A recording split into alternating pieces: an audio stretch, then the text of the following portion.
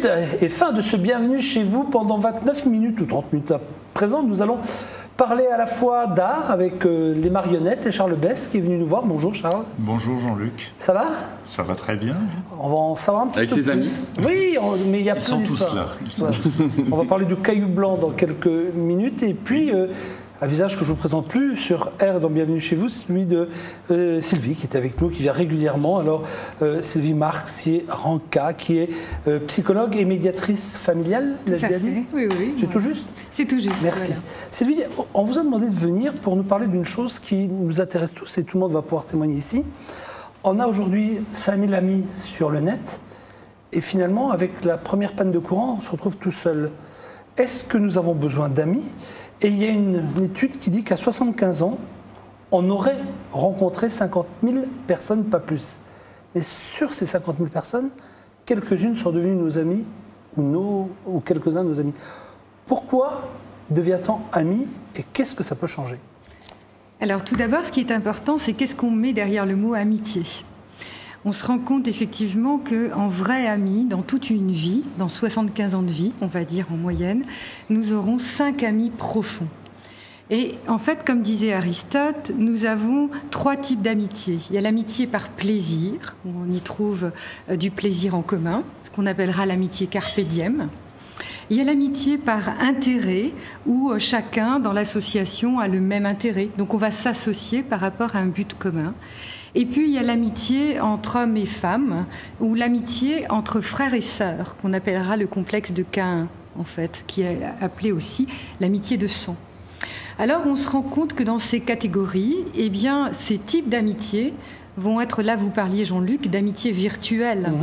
Ces amitiés virtuelles vont être des amitiés temporaires en fonction d'un intérêt commun. Ce ne sont pas des amitiés profondes. Et donc, effectivement, on pourrait dire que ce type d'amitié va être éphémère et très temporaire. Donc, qu'est-ce qui se passe? En fait, tout redémarre à l'échelle d'Abraham Maslow, qu'on a appris il y a très très longtemps, bien sûr, qui est le besoin physiologique de base, le premier besoin de base, qui est boire, manger et dormir, mais aussi pour construire l'étape successive, l'étape suivante, d'arriver aux besoins de sécurité, aux besoins d'environnement et d'appartenance.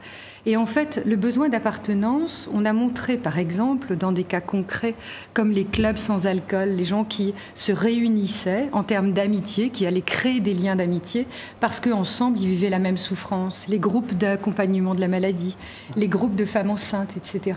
On dit que les femmes ont plus besoin d'amitié féminine parce que pour elles c'est presque un anti-stress, une façon de vider la poubelle. Voilà, c'est ça, un peu ça. Et d'éviter la dépression, c'est vrai ça? Tout à fait. En fait, on s'est rendu compte que, je le disais l'autre fois dans une émission couple que nous avions fait, je disais les hommes agissent, ils disent regarde, je t'ai fait le carrelage, je t'ai fait la cuisine que tu voulais, et les femmes parlent, elles disent dis-moi que tu m'aimes. Et en fait, la femme va aller effectivement dans la communication. Donc pour elle, le centre d'intérêt en termes d'amitié va être très important. Regardez, on voit de plus en plus d'enterrements de vie de jeunes filles. Est-ce qu'on voit beaucoup d'enterrements de vie de jeunes garçons? Non, on voit des anniversaires où on se retrouve... Ils sont dans des clubs, on les voit mais c'est un peu différent. ou alors c'est pas les mêmes jeunes garçons.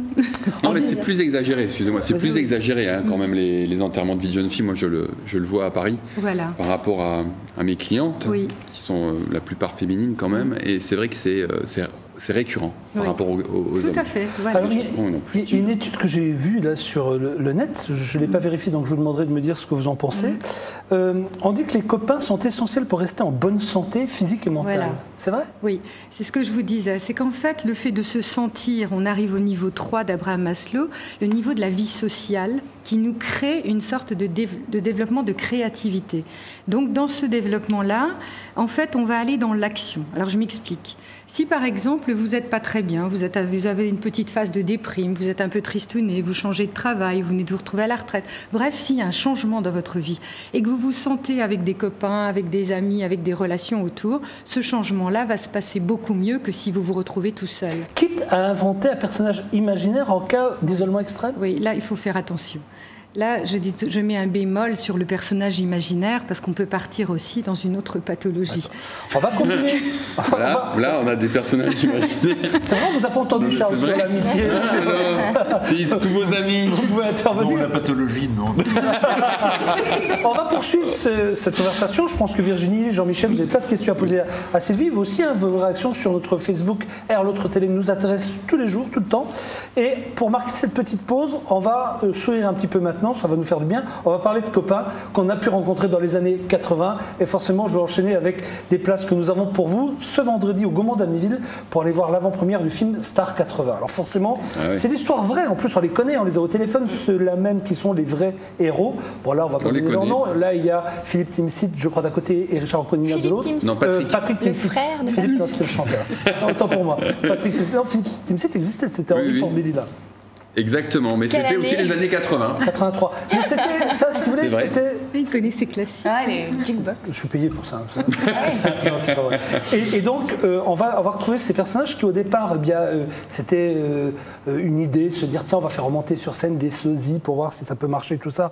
Ça n'a vraiment pas marché. Puis un jour, en cherchant des choses dans je sais pas moi, leurs archives, ils sont tombés sur toute une pile de vinyles des 45 tours de l'époque. Et ils se sont dit, et si on faisait remonter sur scène, finalement, les vrais chanteurs des années 80. Et ça donnait ce film qui, finalement, eh bien, c'est quelque chose, une histoire vraie, inspirée d'une histoire vraie. Voici la bande-annonce. Messieurs Richer et Miller, ça fait 20 ans que vous me baladez. Nous vous avons suivi dans votre palais de la VHS, juste avant l'arrivée du DVD. Dans votre boutique Bebop, juste avant l'arrivée du GSM. Dites-moi, vous n'avez pas une nouvelle idée pour être bien sûr d'être à côté de la plaque encore une fois? Là, on a inventé la machine à remonter le temps.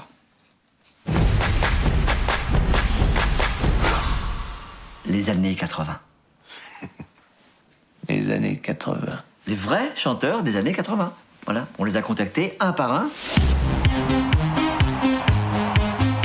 On parle de nous là, stars des années 80. Avec Émile et Images, Peter et Sloan, Début de soirée, Jean-Pierre Madère, Sabrina, Lio, Cookie Dingler, Jean-Luc Lahaye, Jeanne Masse, Gilbert Montagnier, etc., etc., etc. C'est super. Ouais, super, à part qu'il n'y a même pas mon nom. Mais si, là, regarde, etc.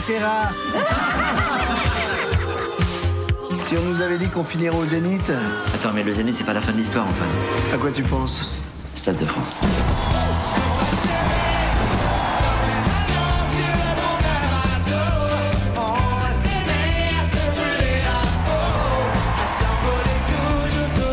T'inquiète pas, tout se passe super bien. Sac à merde. Bosse blonde. Sabrina, qu'est-ce qui a motivé votre retour? L'amour. Dis-moi star, sur singulier ou pluriel? Les caprices de stars, terminé, hein. De toute façon, c'est pas vous les stars, c'est vos chansons. Voilà, personne connaît leur prénom. C'est quoi vos prénoms? Tic et tac? Début et soirée? N'importe qui peut chanter vos chansons.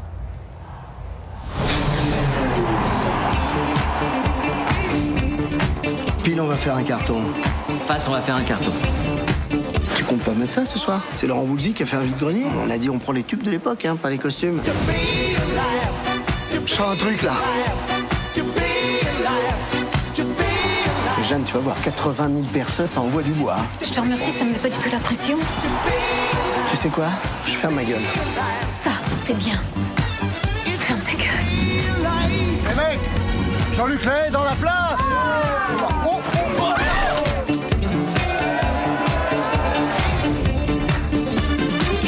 Je vous adore, je suis fan de tout ce que vous faites. Vous me signeriez un autographe? Mais bien sûr. Et c'est quoi ta préférée? Ève, lève-toi et danse avec la vie. Super. Ça, c'est Julie Pietri. Bah oui. Donc vous pouvez... Ça me fait toujours rire, ça. C'est marrant. Parce que c'est tellement des choses vraies. C'est tellement vrai, oui. On a tous vécu ça quand même. C'est vrai. Bon, enfin bref. Donc si vous voulez assister à cette avant-première, c'est ce vendredi 19. Donc il vous reste très peu de temps pour aller sur notre Facebook R.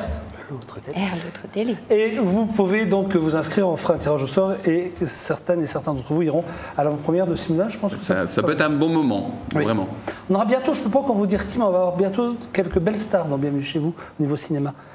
Vous allez voir, ça va être vraiment bien. Un indice? C'est encore un jeu? Jolie fille. Jolies filles. Ah, les jolies filles, ouais. Au pluriel même. Puis il n'y aura pas que des jolies filles, il y aura aussi des gars, mais enfin, bon, vous avez retenu les jolies filles, quoi. Oui, parce que les gars, ils sont pas terribles. Ah ouais. Non, je rigole. On sait pas qui c'est.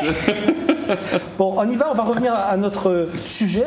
Nous avons demandé donc à Sylvie, qui c'est à nous dans cette émission, mais qui est surtout psychologue et également médiatrice familiale. On parlait de l'amitié. On lançait cette question-là tout à l'heure. On peut être nombreux sur Internet ou sur Facebook et puis finalement se retrouver tout seul.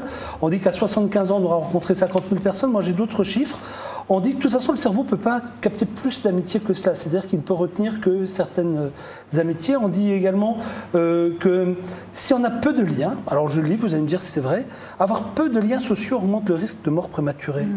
C'est vrai, ça fait peur. Ah oui, ça fait peur. On a souvent prouvé ça en décodage biologique de la maladie, c'est-à-dire qu'on s'est rendu compte que on est d'abord dans le corps mental, qu'est-ce qu'on pense, ensuite le corps émotionnel, qu'est-ce qu'on ressent, si on se sent aimé, accompagné, entouré. Ensuite, nous avons le corps physique qui va traduire, et puis le corps spirituel, ce en quoi je crois. Si je crois que mes amis m'aiment, si je crois que je me sens aimée, si je crois que je suis entourée au niveau de la famille, etc., eh bien, j'ai des meilleures chances de guérison. On s'est vraiment rendu compte de cela. Alors, au niveau des neurotransmetteurs, justement, il y a des études qui ont été faites. Nous avons 60 000 pensées par jour et 58 000 les mêmes tous les jours. Ah oui. Donc, le disque fonctionne assez doucement, si je puis dire. Et effectivement, on dit qu'on a une mémoire sélective, un disque dur qui, à un moment donné, sature. Et va... Mais qu'est-ce qui fait que... Parce qu'on a presque l'impression que c'est, à un moment donné, de l'alchimie. Qu'est-ce qui fait qu'une personne sera à côté de vous, elle sera à côté de vous, puis une autre qui est juste à 5 mètres de là, pourra devenir votre meilleur pote ou votre meilleur ami, quoi. Oui. Alors, en fait, on parle de champ magnétique, on parle d'interférence. Moi, je parle aussi beaucoup d'affinité. En fait, on va à un moment donné rencontrer telle ou telle personne qui deviendra un petit peu le miroir de notre subconscient. C'est-à-dire le miroir de l'inconscient. C'est-à-dire qu'à un moment donné, j'ai par exemple une souffrance parce que je me retrouve papa divorcé tout seul et je vais rencontrer un autre monsieur divorcé tout seul. Voilà, il s'avère, alors on parlera aussi du champ des coïncidences, du champ des hasards, enfin bon, après on peut le dire comme on veut, mais en tout cas, à un moment donné, je vais me retrouver sur ma route avec des affinités, avec ce pouvoir de l'intention.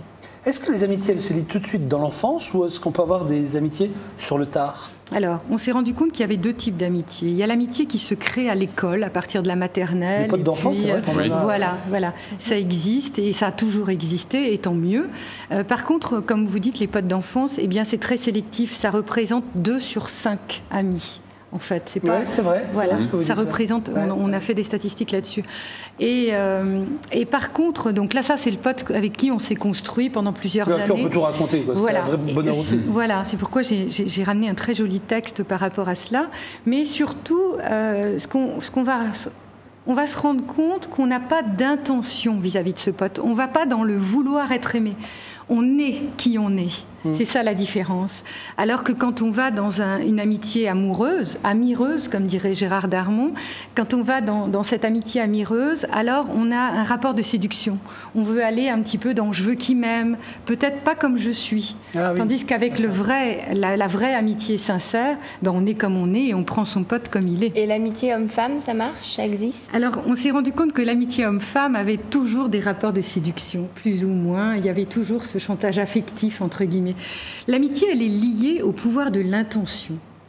Est-ce que j'ai une intention commune d'avancer parce que j'aime le théâtre? Est-ce que j'ai une intention commune de trouver mon idée et d'avancer par rapport à... En fait, c'est quel intérêt est derrière? Il y a toujours un intérêt. Il y a un intérêt conscient ou inconscient, mais il y aura un intérêt. Il y a toujours un intérêt. Il existe des gens qui n'ont pas d'amis? Il existe des gens qui n'ont pas d'amis, oui. D'ailleurs, on va se rendre compte justement dans les statistiques, je travaille en PRS Suicide, prévention du suicide et du mal-être en France, et on se rend compte que 3 hommes vont se suicider pour 5, excusez-moi, je ne le dis pas bien, en fait 3 hommes sur 5 personnes, on risque de se suicider quand il n'y a justement pas d'environnement. Alors que les femmes ont beaucoup moins de risques de se suicider, on dit 2 sur 5 les femmes, il y a moins. Parce que justement, les femmes ont plus d'environnement. Donc je vous rejoins dans ce que vous disiez. C'est quoi la différence entre copains et amis? Oui. Où est la frontière? Alors justement, le copain, on aura un intérêt commun, professionnel ou personnel, dans une association, un intérêt qu'on va partager, une notion de plaisir. Ça peut être aussi le copain de, j'ai envie de dire, de comptoir, où on va boire un pot, on se retrouve après le boulot, etc. Ça, c'est le copain. Tandis que l'ami, c'est celui avec qui on va se confier en étant dans le être et pas dans le vouloir être aimé pour cet intérêt-là, justement.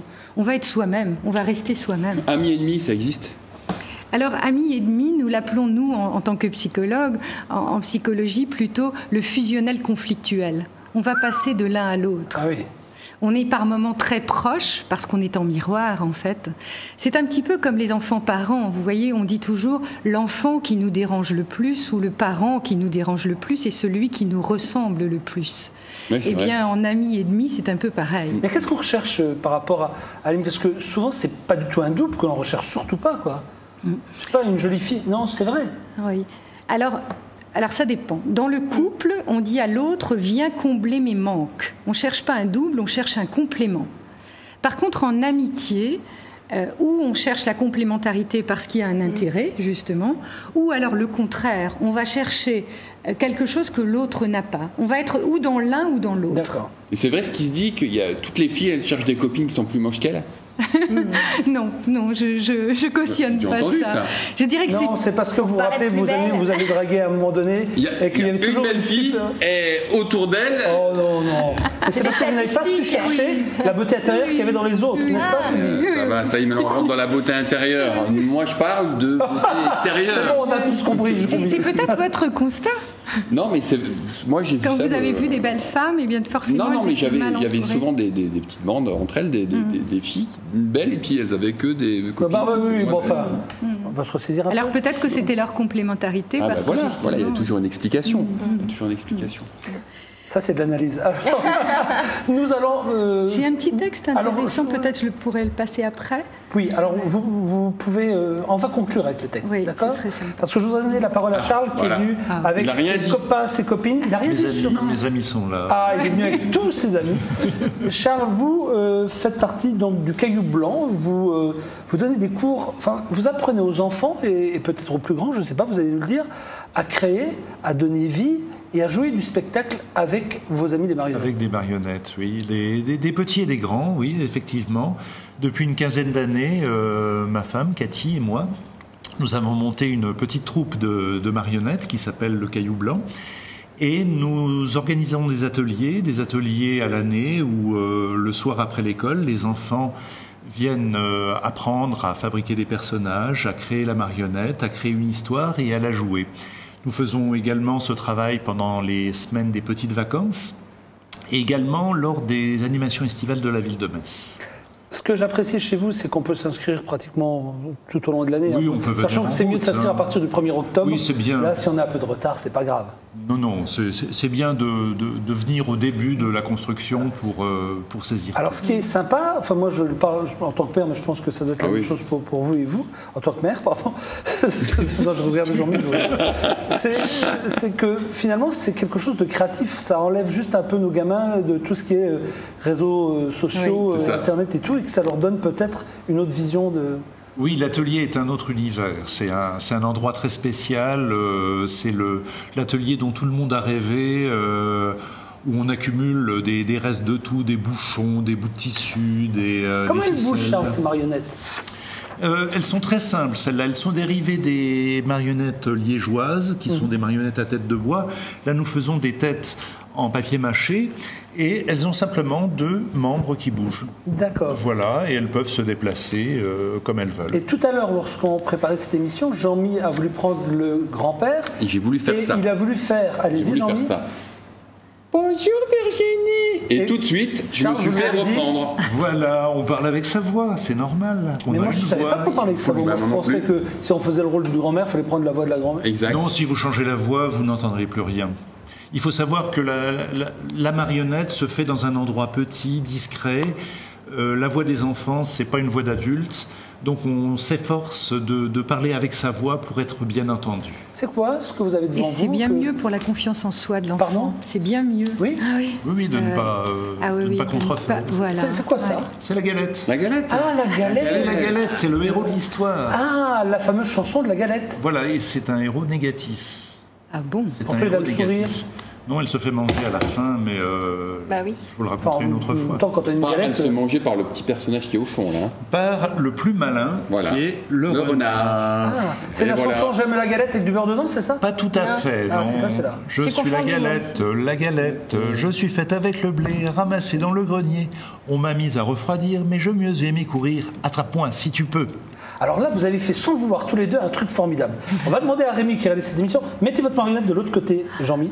Non, face au micro, forcément. Ah voilà, bah oui, t'es comme ça. De l'autre côté, voilà. Face caméra, Jean-Mi. Bougez pas. Dès que Rémi est en gros plan là-dessus, on va demander donc à Charles de rechanter et vous allez faire exactement les mêmes gestes. Du coup, on va pas voir du tout ce qui se passe et on va être en gros plan sur la Oui, elle marionnette. peut avoir des gestes très simples. C'est une sorte de live là. On va faire la... Attends, mais non, on n'est pas en gros plan.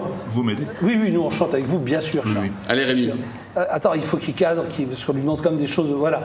Vous êtes prêts, Jean-Mi? Oui. Allez, à vous, Charles, c'est parti. Je suis la galette, je suis faite avec le blé, ramassé dans le grenier. On m'a mise à refroidir, mais j'ai mieux aimé courir. Attrape-moi si tu peux. Et elle se sauve si vite qu'elle disparaît dans la forêt. Pas mal, non? Bravo, bravo. Vous êtes tous les deux, alors vraiment. Très bien. On peut jeter un œil sur les personnages que vous nous avez ramenés, les différentes marionnettes? Voilà, alors. Oui, on a vu le renard. Là, le vieux et la vieille. Est-ce que je peux vous demander, Charles, de les montrer à nos amis téléspectateurs? Voilà, oui, ça ça sera mieux comme ça. Voilà. Le vieux et la vieille, la famine, le froid, etc. Et le vieux demande à la vieille de lui faire une galette.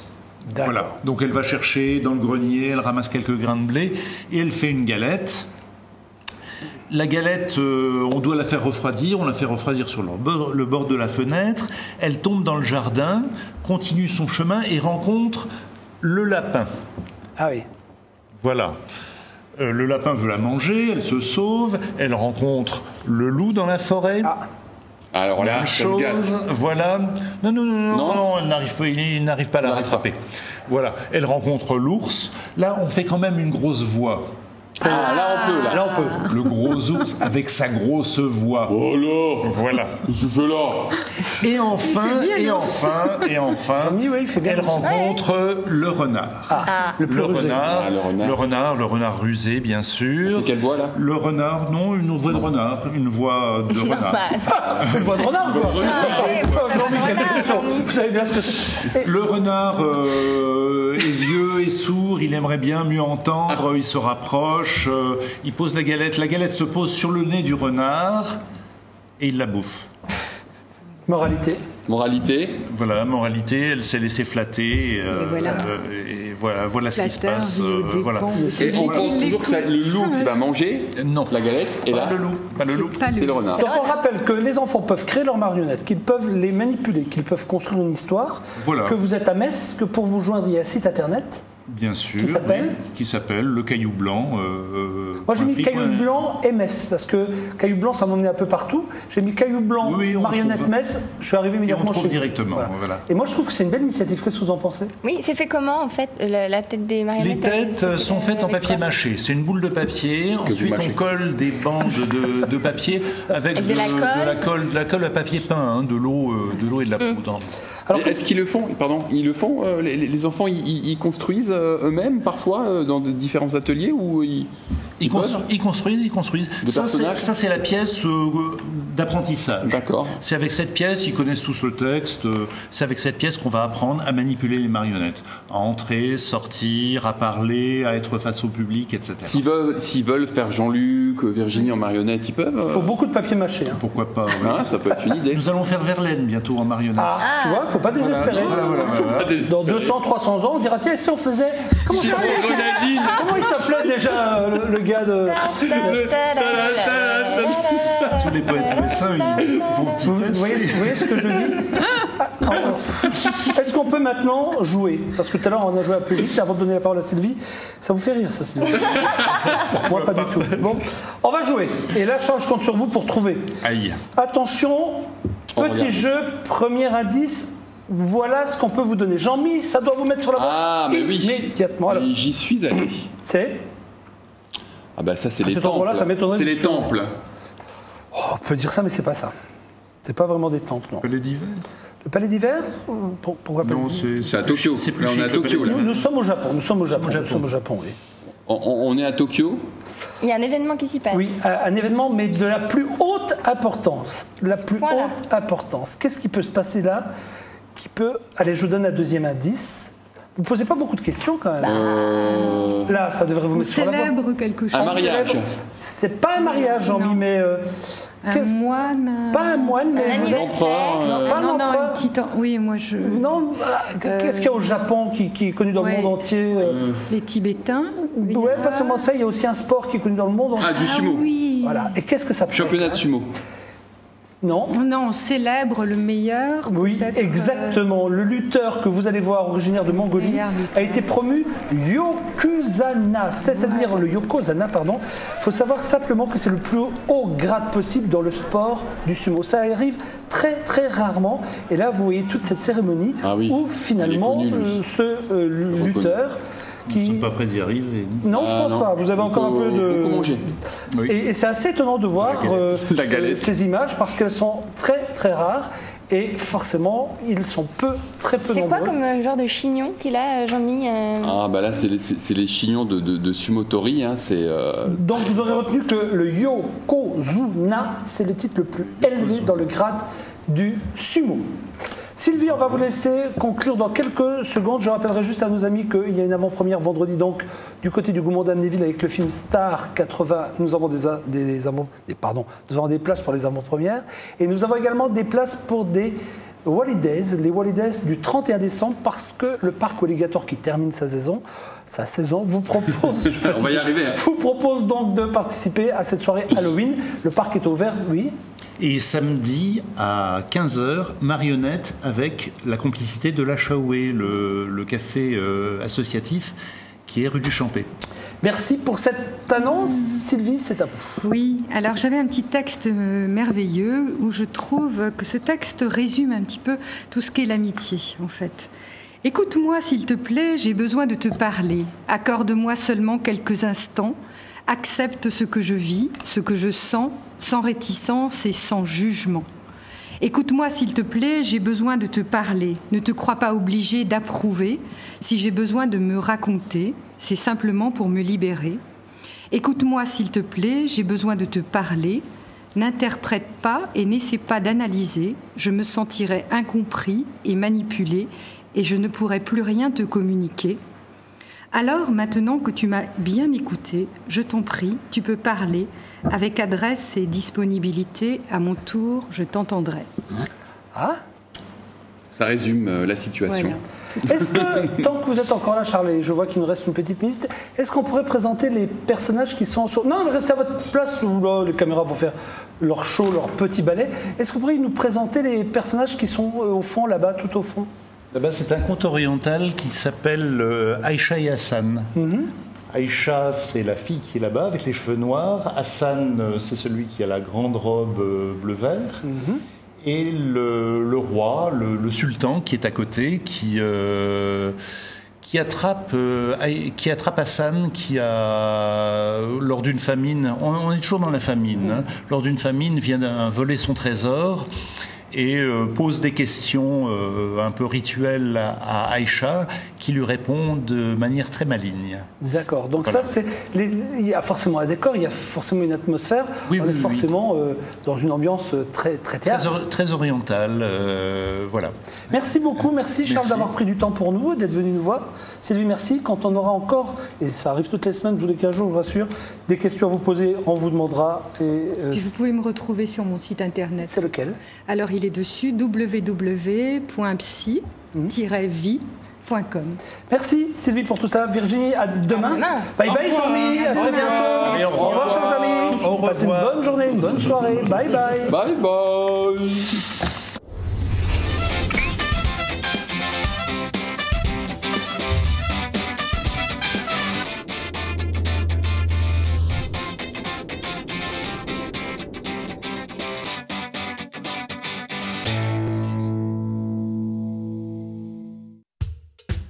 Avec mon groupe de musique, on veut aller au bout de l'aventure. Pour ça, on a trouvé quelqu'un qui nous écoute, qui nous soutient et qui nous fait confiance. Je suis Laurent, j'ai trouvé ma bande.